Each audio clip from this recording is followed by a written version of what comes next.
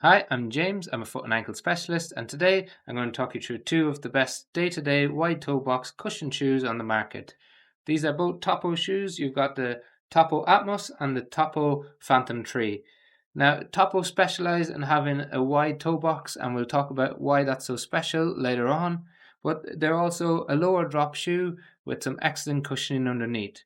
Now, the Atmos is the only max cushion shoe that they have in their genre, and it's got 38 millimeters of cushion in the rear foot, 33 in the forefoot, giving you a 5 mm drop. It's got lots of padding that's quite plush underneath your foot, and it comes in around 278 grams in a size 9 men's US. In contrast to that, in the Topo Phantom 3, there's 33 millimeters of cushion in the rear foot, 28 in the forefoot, giving you a 5 mm drop. So a lot less cushioning underneath. They both have the zip foam cushioning.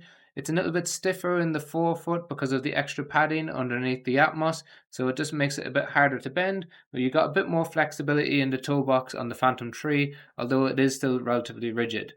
They're both quite a plush feel, so when you apply pressure to it, you tend to sink into it. It's more about comfort, about having a nice soft feel underfoot. You get a bit more energy return or a bit more responsiveness from the Phantom than you do from the Atmos. The Atmos is more focused on pure comfort. And then as we look at elements of stability in both shoes, you've got sidewalls on both, so on the Atmos around the midfoot, on the outside and on the inside of the shoe. And then again on the Topo, sitting around just between the heel and the midfoot, and similarly on the outside between the heel and the midfoot, they're a little bit larger.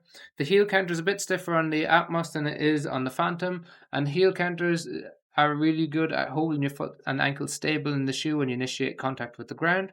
They're coupled with a nice posterior lateral heel bevel, so this is where you have a bit of a bumper towards the inside of the heel, and that just helps to slow down pronation moments when you initiate contact with the ground and just control that subtalar joint.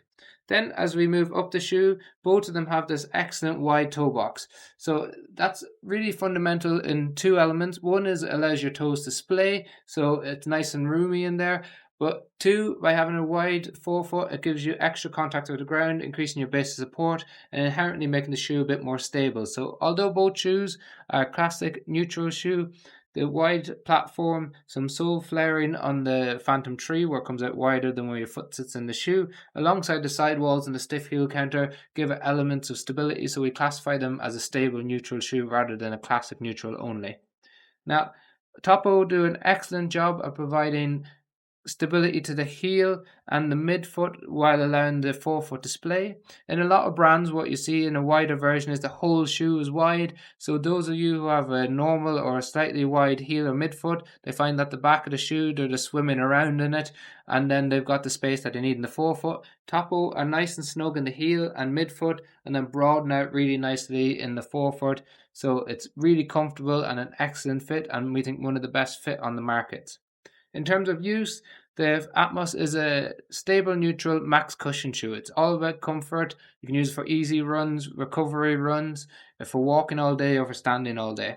The Phantom 3 is more of a daily use trainer. It's got a little bit less cushion underneath, a bit more responsiveness to it, so you can use it for slightly faster runs, although I wouldn't say it's an up-tempo shoe, but you can use it for longer distances, and it's a little bit lighter, coming in at 260 grams in a size 9 men's US, so it's a bit more use cases for day-to-day use, but both of them can be used for walking and standing all day.